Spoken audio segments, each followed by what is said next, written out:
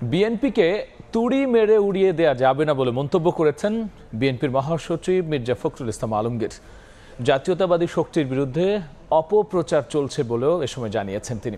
এদিকে দলের স্থায়ী কমিটির সদস্য আমির খসরু মাহমুদ চৌধুরী বলেছেন, যারা নির্বাচন বাধাগ্রস্ত করতে চায় জনগণ তাদেরকে প্রত্যাখ্যান করবে। রোববার দেশজুড়ে চলা নানা কর্মসূচিতে অংশ নেন বিএনপির শীর্ষ নেতারা।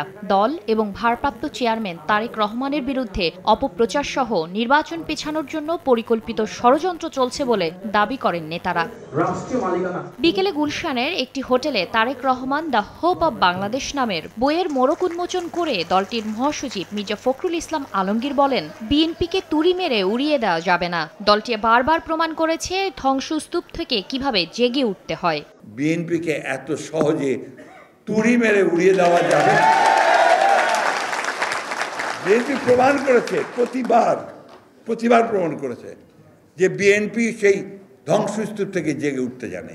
আজকে যে প্রচার হচ্ছে, অপপ্রচার হচ্ছে, এর পেছনে কিন্তু একেবারে সুনির্দিষ্ট চক্রান্ত রয়েছে, বাংলাদেশের জাতীয়তাবাদী শক্তিকে ধ্বংস করে দেওয়া। এদিন চট্টগ্রামে বিএনপির স্থায়ী কমিটির সদস্য আমির খসরু মাহমুদ চৌধুরী বলেন, যারা রাজনীতিকে কলুষিত করে নির্বাচন বাধাগ্রস্ত করতে চায় তাদের জনগণ প্রত্যাখ্যান করবে।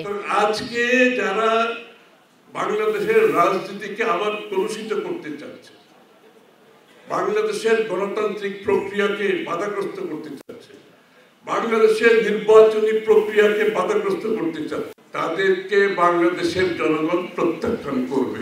এর আগে সকালে সিলেট মহানগর বিএনপির বিশেষ সভায় দলটির স্থায়ী কমিটির সদস্য ডাক্তার AZM জাহিদ হোসেন বলেন, যারা মব করে অভ্যস্ত তারাই মিটফোর্ডের ঘটনাটি ঘটিয়েছে।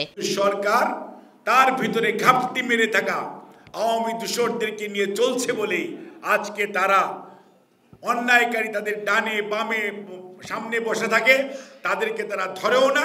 উদ্দেশ্য একটাই, গণতন্ত্রকে যাতে ফেরত আসতে না পারে সেটিকে প্রলম্বিত করা। গেল 10 মাসে জুলাই হত্যার বিচার সরকার করতে পারেনি বলেও অভিযোগ করেন বিএনপি নেতারা। জনগণের সমর্থিত সরকার ছাড়া। শাতিলা শারমিন, সময় সংবাদ।